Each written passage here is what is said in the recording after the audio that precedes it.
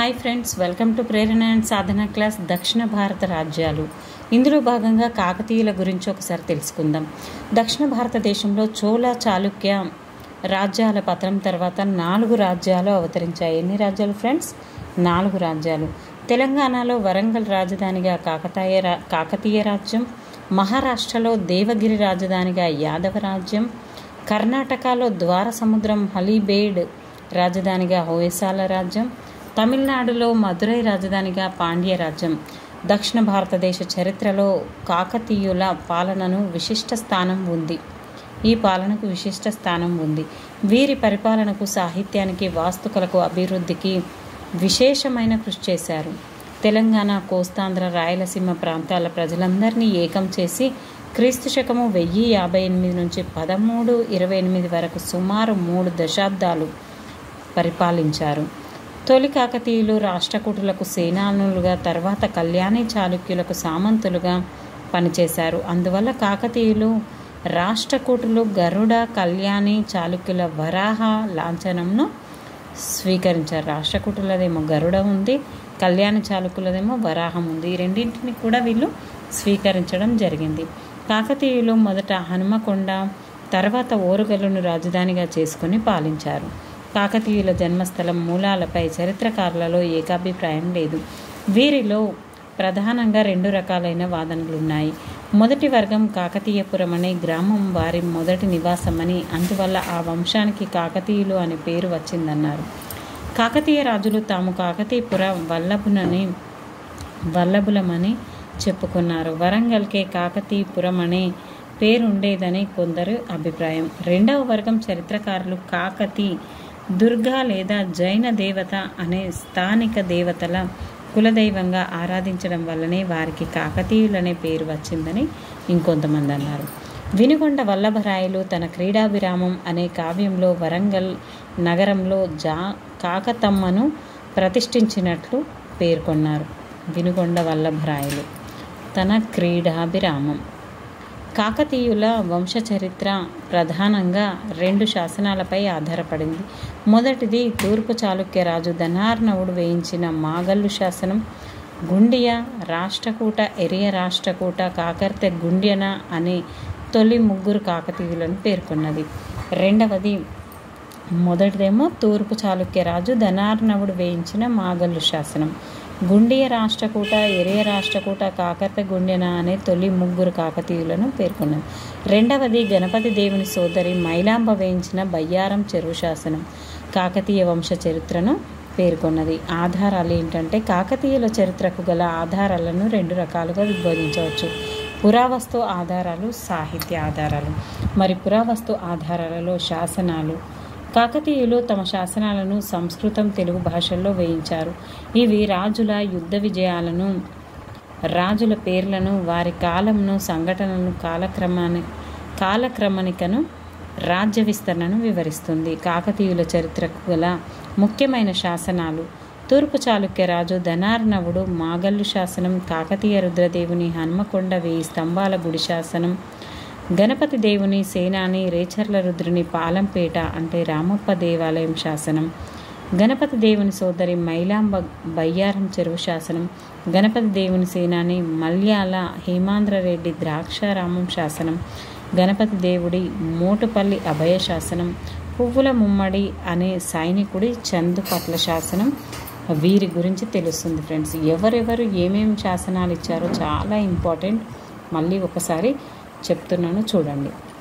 కాకతీయ రుద్రదేవుడేమో హనుమకొండ 1000 స్తంభాల గుడి శాసనం, తూర్పు చాళుక్య రాజేమో దానార్ణవుడు మాగల్లు శాసనం, గణపతి దేవుని సోదరేమో మైలాంబ బయ్యారం శాసనం, గణపతి దేవుని సేనాని రేచర్ల రుద్రుడి పాలంపేట రామప్ప దేవాలయం శాసనం, గణపతి దేవుడి మోటుపల్లి అభయ శాసనం, పువ్వుల ముమ్మడి అనే సైనికుడి చందుపట్ల శాసనాలు ఇంపార్టెంట్. అదేవిధంగా నాణ్యాలు. కాకతీయుల కాలంలో బంగారు, వెండి, రాగి నాణ్యాలు చలామణిలో ఉండేవి. అవి దొరికిన స్థలాన్ని బట్టి, రాజ్య విస్తీర్ణతను బట్టి తెలుసుకోవచ్చు. ఆనాటి ఆర్థిక స్థితిగతులను, మతం, కళలను కూడా తెలుసుకోవచ్చు. గద్య లేదా గద్యానం, మాడ అనే బంగారు నాణెం, రూకా అనే వెండి నాణెం, కాను అనే రాగి నాణెం చలామణిలో ఉండేది. వీటిలో కొన్నింటిపై దయా గజకేసరి, రాయ గజకేసరి అనే బిరుదులు ఉన్నాయి. ఇవి విద్ధాంక నాణేలు. గద్య లేదా గద్యానం, మాడలే అనే బంగారు నాణం, మాడ, రూక అనే వెండి నాణం, కాసు అనే రాగి నాణం. కట్టడాలు వరంగల్, హన్మకొండ, పాలంపేట, నాగులపాడు, ఘనపురం, పిల్లలమర్రి మొదలైన చోట్ల కాకతీయులు వారి సామంతులు దేవాలయాలు, కోటలు, చెరువులను నిర్మించారు. ఇవి ఆనాటి సాంఘిక మత సాంస్కృతిక పరిస్థితులను అర్థం పడుతున్నాయి. సాహిత్య ఆధారాలు సమకాలీన కవుల, పండితులు తెలుగు సంస్కృతంలో రాసిన గ్రంథాలు కాకతీయుల చరిత్రకు ప్రధాన ఆధారాలు. పాల్కురికి సోమనాథుని బసవ పురాణం, విద్యానాథుడి ప్రతాపరుద్ర యశోభూషణం, జాయపసేనాని నృత్యరత్నావళి, వినుకొండ వల్లభరాయుని క్రీడాభిరామం, ఏకామ్రనాథుని ప్రతాప చరిత్ర, బద్దెన నీతిశాస్త్ర ముక్తావళి, కాసే సర్వప్ప సిద్ధేశ్వర చరిత్ర. ముఖ్యమైన కథనాలు విదేశీయుల రచనలు, ముఖ్యంగా మహమ్మదీయ చరిత్రకారులు రాసిన కథనాలు కూడా కాకతీయుల చరిత్రకు తోడ్పడుతున్నాయి. వెనీషియన్ యాత్రికుడు మార్కో పోలో రాసిన ది ట్రావెల్స్ అనే గ్రంథం, అమీర్ ఖుస్రో రాసిన తారిక్ ఈ ఇలై, బరాణి రాసిన తారిక్ ఈ ఫిరోజీ, పెరిస్టా రాసిన తారిక్ ఈ పెరిస్టా, ఇసామి రాసిన ఫతు ఉన్ సలాటిన్. రుద్రదేవుడి గురించి తెలుసుకుందాం. 1158 నుంచి 1195 వరకు. ఒకసారి 5, 8 ఇక్కడ రివర్స్ చేసే 9, 5. రెండవ ప్రోల మరణానంతరం అతని పెద్ద కుమారుడైన రుద్రదేవుడు రాజైనాడు. ఇతడు గొప్ప యోధుడు. ఇతనికి దయా గజకేసరి అనే బిరుదు ఉంది. తన బిరుదుతో నాణ్యాలు కూడా ముద్రించాడు. పశ్చిమ చాళుక్యుల నుంచి స్వాతంత్రం ప్రకటించుకున్న మొదటి రాజు రుద్రదేవుడు. ఇతడి విజయాలు కవి అచితేంద్రుడు రాసిన హనుమకొండ 1000 స్తంభాల గుడి శాసనం 1163లో ఉన్నాయి. కాకతీయుల స్వతంత్ర పాలనను ఈ శాసనం తెలుపుతుంది. ఇది 1000 స్తంభాల గుడి శాసనం. దీన్నే హనుమకొండ శాసనం అని కూడా అంటారు. రుద్రదేవుని విజయాలు నగునూరు కరీంనగర్ జిల్లా దొమ్మరాజును, పోలవస జగిత్యాల జిల్లా మేడరాజును, కాలచూరి మైలగదేవుడు మొదలైన స్థానిక నాయకుల కూటమిని రుద్రదేవుడు ఓడించాడు. తన సేనాని వెల్లకి గంగాధరుడిని సబ్బినాడు ప్రాంతానికి నగనూరు కేంద్రం తన ప్రతినిధిగా నియమించాడు. దక్షిణాదిన తెలుగు చోడరాజు భీముడిని, గోకర్ణుడిని, వెలనాటి చోడోదముని, చాళుక్య 3వ తైలకుడిని ఓడించాడు. రుద్రదేవుని సేనాని ఇవాంగుల బ్రహ్మిరెడ్డి వెలనాటి వేంగి చోళరాజు 3వ గుంకరాజును ఓడించి ద్రాక్షారామం వరకు ఆక్రమించాడు. రుద్రదేవుడు హైహయ వంశంలోని అన్నదమ్ముల మధ్య వారసత్వ యుద్ధం, పల్నాటి యుద్ధం 1176 నుంచి 1182లో జోక్యం చేసుకొని నలగామ రాజుకు సైనిక సహాయం అందించాడు. రుద్రదేవుని సామ్రాజ్యం వర్ధమానపురం, ధరణికోట, కొండ పడమటి సీమను తన రాజ్యంలో విలీనం చేశాడు. రుద్రదేవుడి సామ్రాజ్యం తూర్పున బంగాళాఖాతం నుంచి పశ్చిమాన కళ్యాణి వరకు, దక్షిణాన శ్రీశైలం నుంచి ఉత్తరాన మాల్యవంతం వరకు వ్యాపించింది. యాదవరాజు జైత్రపాలుడు, జైతుగి అంటారు ఇతన్ని. 1195లో కాకతీయ రాజ్యంపై దాడి చేయగా రుద్రదేవుడు అతడిని ఎదుర్కొంటూ దురదృష్టవశాత్తు మరణించాడు. కాకతీయ రాజ్యంపై దాడి చేయగా రుద్రదేవుడు అతన్ని ఎదుర్కొంటూ యాదవరాజు జైత్రపాలుడు ఇతనిపైన వచ్చినప్పుడు అప్పుడు చనిపోవడం జరిగింది. రుద్రదేవుడు సాహిత్య కళా పోషకుడు, స్వయంగా కవి. సంస్కృతంలో రాసిన గ్రంథం నీతిసారం. రుద్రదేవుని నిర్మాణాలు రుద్రదేవుడు హనుమకొండలో సుప్రసిద్ధమైన రుద్రేశ్వరాలయాన్ని నిర్మించాడు. దీనికే 1000 స్తంభాల గుడి అని పేరు. కొలని గణపతి దేవుని శివయోగ సారమును అనుసరించి వరంగల్ నగర నిర్మాణమును రుద్రదేవుడే ప్రారంభించాడు. పానగల్లులో రుద్ర సముద్రంను నిర్మించాడు. మహాదేవుడు తర్వాత వచ్చింది మహాదేవుడు 1195 నుంచి 1199 వరకు. రుద్రదేవునికి సంతానం లేనందున అతని సోదరుడు మహాదేవుడు రాజైనాడు. ఇతడు 3 సంవత్సరాలు మాత్రమే పాలించాడు. యాదవ రాజ్యంపై ప్రతీకారం తీర్చుకొనడానికి మహాదేవుడు దేవగిరిని ముట్టడించాడు. కానీ జైత్రపాలుని చేతిలో ఓడిపోయి చంపబడ్డాడు. ఇద్దరు కూడా జైత్రపాలుని చేతిలోనే ఓడిపోవడం జరిగింది. గణపతి దేవుడు 1199 నుంచి 1262 వరకు. కాకతీయ రాజులందరిలో గొప్పవాడు గణపతి దేవుడు. ఇతడి కాలంలో కాకతీయ రాజ్య వైభవం అత్యున్నత శిఖరాలకు చేరుకుంది. తన తండ్రి మహాదేవుడితో పాటు గణపతి దేవుడు యాదవుల రాజధాని దేవగిరి ముట్టడిలో పాల్గొన్నాడు. ఈ యుద్ధంలో మహాదేవుడు మరణించగా బాలుడైన గణపతి దేవుడు బందీ అయ్యాడు. దీన్ని అవకాశంగా తీసుకొని కాకతీయుల సామంతులు తిరుగుబాట్లు చేశారు. రేచర్ల రుద్రుడు. కాకతీయులకు విశ్వాసపాత్రుడైన సామంతుడు సేనాని రేచర్ల రుద్రుడు తిరుగుబాట్లను అణచివేసి కాకతీయ రాజ్యాన్ని కాపాడి కాకతీయ రాజ్య స్థాపనాచార్య అనే బిరుదు ధరించినట్లు పాలంపేట రామప్ప శాసనం పేర్కొంటుంది. వెలనాడుపై దండయాత్ర. గణపతి దేవుడు రాజధానిలో తన స్థానాన్ని పదిలపరుచుకున్న తర్వాత రాజ్య విస్తరణ కోసం దండయాత్రలు ప్రారంభించాడు. వెలనాటి పృథ్వీశ్వరుని సామంతుడైన అయ్య వంశానికి చెందిన పిన్నెచోడుడు గణపతి దేవుడిని ఎదిరించాడు. మల్యాల చౌడ అతని కుమారుడు మల్యాల కాటయ్య అనే ఇద్దరు సేనానులను దాడికి పంపాడు. వీరు దివిసీమ కోటను స్వాధీనం చేసుకున్నారు. పిన్నెచోడుడు ఓడిపోయి సంధి చేసుకొని తన ఇద్దరు కూతురులైన నారాంబ పేరాంబలను గణపతి దేవునికి ఇచ్చి వివాహం చేశారు. గణపతి దేవుడు దివి ప్రాంతాన్ని తన రాజ్యంలో కలిపేసకుండా పిన్నెచోడిని తన సామంతునిగా చేసుకున్నాడు. పిన్నెచోడుని కుమారుడైన జాయప్పను రాజధానిగా రప్పించి తన కొలువులో గజసాహినిగా నియమించాడు. గణపతి దేవుడు వెలనాటి పృథ్వీశ్వరుని పైకి మల్యాల కాటయ్య సేనానిని పంపాడు. పృథ్వీశ్వరుడు దీన్ని ఆక్రమించడానికి ప్రయత్నించగా జరిగిన యుద్ధంలో మరణించాడు. వెలనాడు కాకతీయ రాజ్యంలో విలీనం చేయబడింది. గణపతి దేవుడు జాయప సేనానిని వెలనాడుకు రాజప్రతినిధిగా నియమించాడు. గణపతి దేవుని మరొక సేనాని మల్యాల హేమాద్రి రెడ్డి వేయించిన ద్రాక్షారామం శాసనాన్ని అనుసరించి గణపతి దేవుడు కొలను వంశరాజులను ఓడించి వేంగిని కాకతీయ రాజ్యంలో విలీనం చేశాడు. మల్యాల హేమాద్రి రెడ్డి వేయించిన ద్రాక్షారామం. అనంతరం గాంగరాజుల నుంచి దక్షిణ కళింగను, యాదవుల నుంచి పశ్చిమ తెలంగాణ, ఉత్తర తెలంగాణను జయించాడు. దక్షిణ దండయాత్రలు. తెలుగు చోడ పాలకుడైన మొదటి మన్మసిద్ధిని నెల్లూరు సింహాసనం నుంచి తొలగించి అతని సవతి సోదరులు నల్లసిద్ధి తర్వాత తమ్ముసిద్ధి ఆక్రమించారు. గణపతి దేవుడు నెల్లూరుపై దండయాత్ర చేసి చోళ, సేవన, కర్ణాటక రాజ్యాల కూటమిని ఓడించి మొదటి మన్మసిద్ధి కుమారుడు దిక్కభూతిని సింహాసనంపై కూర్చోబెట్టాడు. దిక్కభూపతి మార్కవాడి కడప జిల్లా ప్రాంతాన్ని గణపతి దేవునికి దారాదత్తం చేశాడు. గణపతి దేవుడు కాయస్థ గంగయ్య సాహినిని మార్వాడి ప్రాంతానికి తన ప్రతినిధిగా నియమించాడు. క్రీస్తు శకము 1248లో తిక్కభూపతి మరణించగా అతని కుమారుడు రెండవ మన్మసిద్ధి వీరగండ గోపాలుడు నెల్లూరు సింహాసనం అధిష్ఠించాడు. ఇతని సవతి సోదరుడు విజయగండ గోపాలుడు చోళులు, హోయసాలుల మద్దతుతో రెండవ మన్మసిద్ధిని తొలగించి సింహాసనాన్ని ఆక్రమించాడు. ఈ విధంగా గణపతి దేవుడు విజయాలు. గణపతి దేవుని సైనిక సహాయం కోరుతూ రెండవ మన్మసిద్ధి తన ఆస్థాన కవి తిక్కన సోమయాజిని దూతగా పంపాడు. గణపతి దేవుడు సామంత భోజుని నాయకత్వంలో కాకతీయ సైన్యాలను పంపగా అతడు నెల్లూరును ఆక్రమించాడు.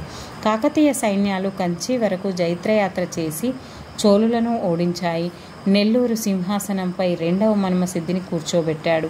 నెల్లూరు రాజ్యంలో కాకతీయుల జోక్యం కాకతీయ పాండ్య రాజ్యాల మధ్య ఘర్షణకు దారితీసింది. పాండ్యరాజు జటావర్మ సుందర పాండ్యుడు మొదట కంచి విజయగొండ గోపాలుడిపై, తరువాత కాడవ పాలకుడు కొప్పెర జింగపై దాడి చేయగా వారు అతనికి లొంగిపోయారు. నెల్లూరు కాకతీయ రాజ్యాలకు వ్యతిరేకంగా కంచి విజయగండ గోపాలుడు, కాడవ కొప్పెర జింగడు పాండ్య సైన్యాలతో చేతులు కలిపారు. క్రీస్తు శకము 1262లో ముత్తుకూరు అంటే చిత్తూరు జిల్లా యుద్ధంలో కాకతీయ సైన్యాలు పరాజయం పొందాయి. తన విజయానికి చిహ్నంగా జటావర్మ సుందర పాండ్యుడు వీరాభిషేకం జరుపుకున్నాడు. ఈ పరాజయం తర్వాత గణపతి దేవుడు క్రియాశీల రాజకీయాల నుంచి విరమించుకున్నాడు. గణపతి దేవుని కుమార్తెలు. ఇతడు 1269 వరకు జీవించి ఉన్నప్పటికీ తన కూతురు రుద్రమకు రాజ్యాన్ని అప్పగించి సలహాదారుడిగా ఉన్నాడు. గణపతి దేవుడు సమకాలీన వివిధ రాజకుటుంబాలతో వివాహ సంబంధాలను నెలకొల్పుకున్నాడు. తన పెద్ద కుమార్తె రుద్రాంబను చాళుక్య వీరభద్రునికిచ్చి వివాహం చేశాడు. రెండవ కుమార్తె గణపాంబను ధాన్య కటకానికి చెందిన కోట బేతనకిచ్చి వివాహం చేశాడు.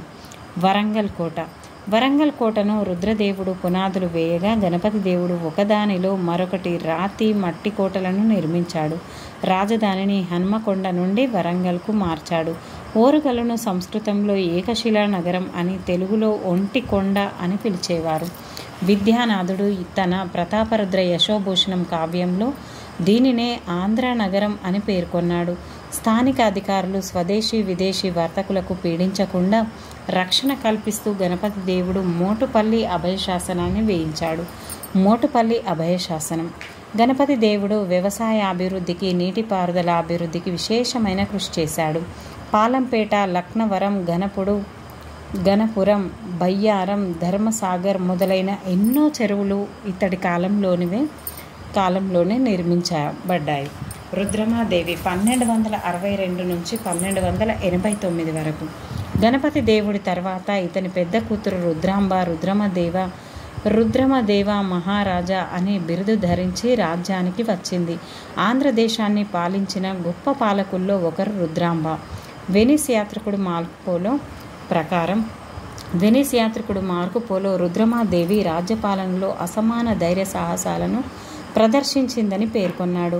ఆమె ఎప్పుడూ పురుషవేషంలోనే ఉండేదని, గుర్రపు స్వారీ, కత్తి సాము, సైనిక శిక్షణ, రాజనీతిలో ఆరితేరి ఒక విశాల సామ్రాజ్యాన్ని పాలించడానికి అవసరమైన అర్హతలన్నీ కలిగి ఉందని పేర్కొన్నాడు.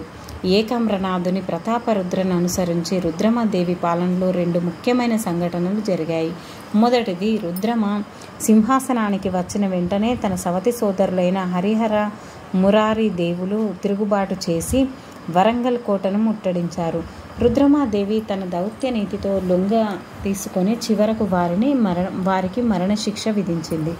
రెండవది, దేవగిరి యాదవరాజు మహాదేవుడు దండయాత్ర. ఇతడు కాకతీయ రాజ్యంపై దండయాత్ర చేసి రాజధానిని వశపరుచుకున్నాడు. రుద్రాంబ 15 రోజులు అతడిని ఎదుర్కొని ఓడించి పారద్రోలింది. కాకతీయ సైన్యాలు యాదవ సైన్యాలను వెంబడించి బెదరికొట్టి ఔడదకోట, బీదర్ను స్వాధీనం చేసుకున్నాయి. ఈ విధంగా మహాదేవుడు సంధి చేసుకొని పెద్ద మొత్తంలో ధనాన్ని, అశ్వాలను యుద్ధ నష్టపరిహారంగా సమర్పించాడు. రుద్రమాదేవి తండ్రికి తగిన కూతురుగా గణపతి దేవుని రాయగజకేసరి బిరుదును ధరించింది. రుద్రమాదేవికి సహకరించిన సేనాధిపతులు గోన గన్నారెడ్డి, రేచర్ల ప్రసాదిత్యుడు, కాయస్థ జన్నిగదేవుడు, ఇందలూరి అన్నయ్య, విరియాల సూరి. చందుపట్ల శాసనం.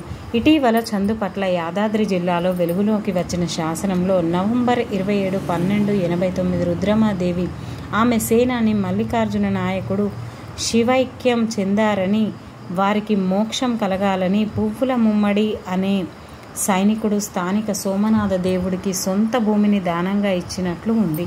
ఈ శాసనం రుద్రమాదేవి మరణించినట్లు ధృవీకరిస్తున్నదని, కానీ ఎలా, ఎక్కడ చనిపోయిందో పేర్కొనలేదు. త్రిపురాంతక శాసనం. కాయస్థ అంబదేవుని త్రిపురాంతక శాసనం ప్రకాశం జిల్లాలో తాను కాకతీయుల సామంతులైన పాండ్యులను, యాదవులను మొదలైన వారిని ఓడించినట్లు పేర్కొన్నాడు, కానీ రుద్రమాదేవిని ఓడించినట్లు పేర్కొనలేదు. కాయస్థ అంబదేవుని తిరుగుబాటును అణచే క్రమంలో యుద్ధ సన్నాహ ఏర్పాట్లలో ఉండగా లేదా యుద్ధంలో గాని రుద్రమ మరణించి ఉండవచ్చని పివి పరబ్రహ్మ శాస్త్రి అభిప్రాయపడ్డారు. ప్రతాపరుద్రుడు. 1289 1323లో ప్రతాపరుద్రుడు కాకతీయులలో చివరివాడు. రుద్రమాదేవి తన పెద్ద కుమార్తె ముమ్మడమ్మ కుమారుడు ప్రతాపరుద్రుడిని తన వారసుడిగా ప్రకటించింది. రుద్రమ ప్రతాపరుద్రుని బాల్యం నుంచి క్రమశిక్షణలో పెంచింది. ఇతను రుద్రమ పాలనలో యువరాజుగా అనుభవం గడించాడు.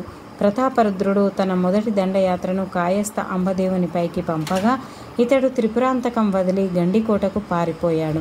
అంబదేవుడి మద్దతుతో వైదుంబ, ముఖ్యుడు మల్లిదేవుడు ప్రతాపరుద్రుడిని ఎదిరించగా అతడిని ఓడించి గండికోటను ఆక్రమించాడు. నెల్లూరు పాలకుడు తెలుగు చోళరాజు రంగనాథుని కూడా ఓడించాడు.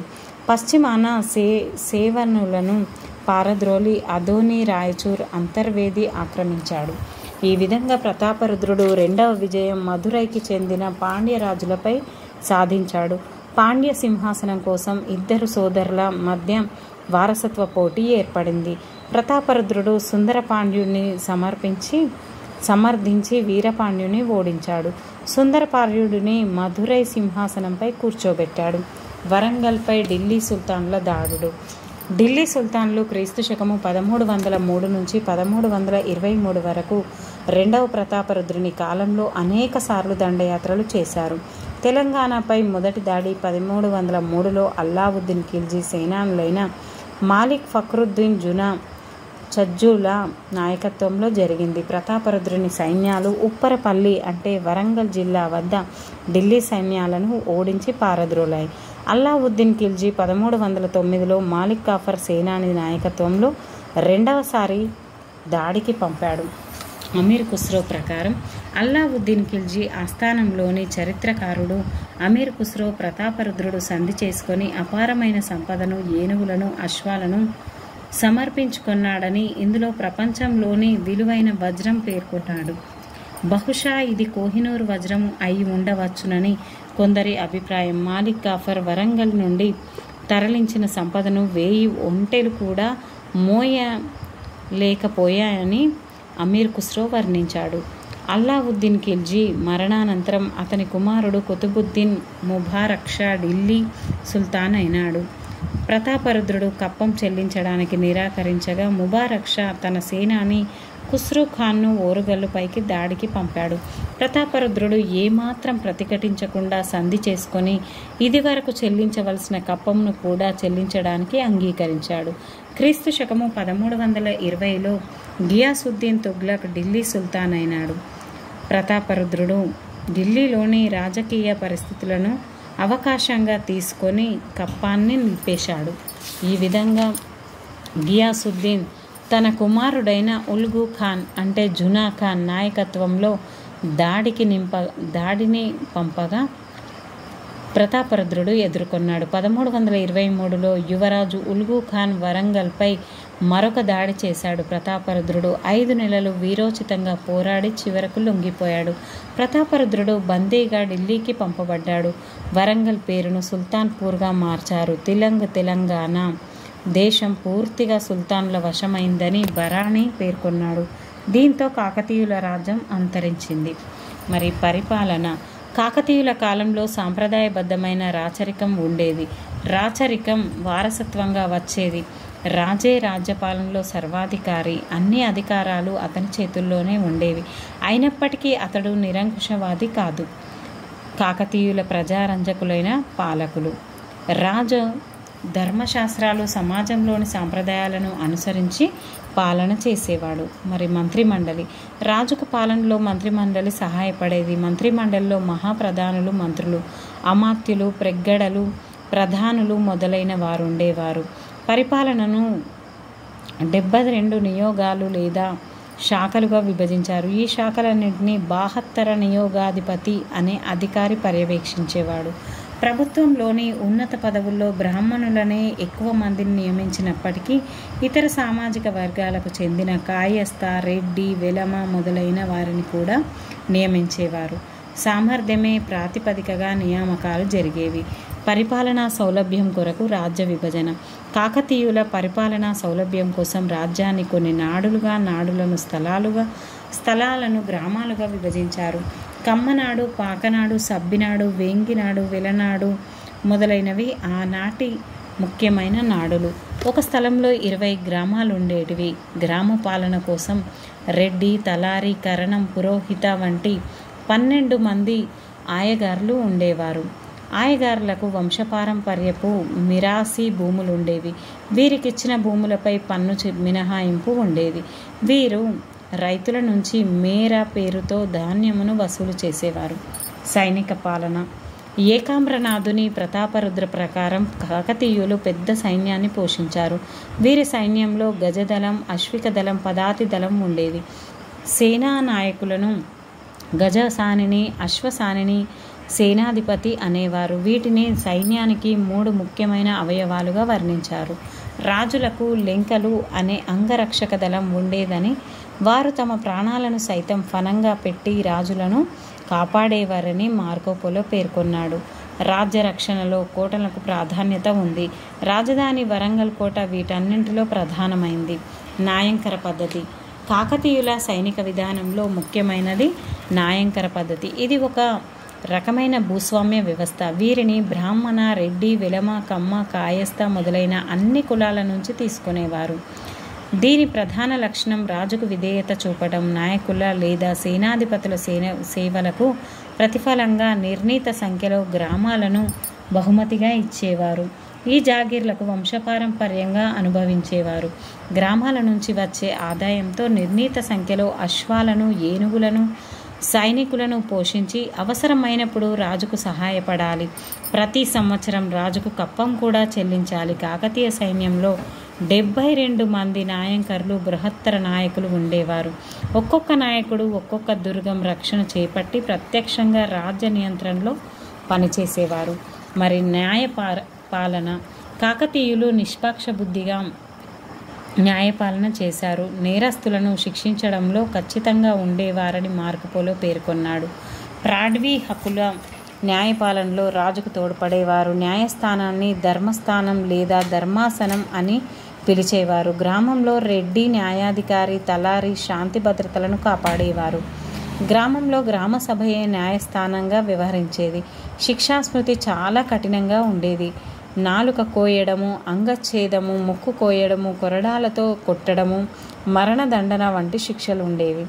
గ్రామాల మధ్య సరిహద్దుల విషయంలో, చెరువులు, కాలువలు, నీటి పంపకం విషయంలో వివాదాలు, ఆస్తి పంపకము, అప్పులు మొదలైనవి గ్రామంలోనే పరిష్కరించబడేవి.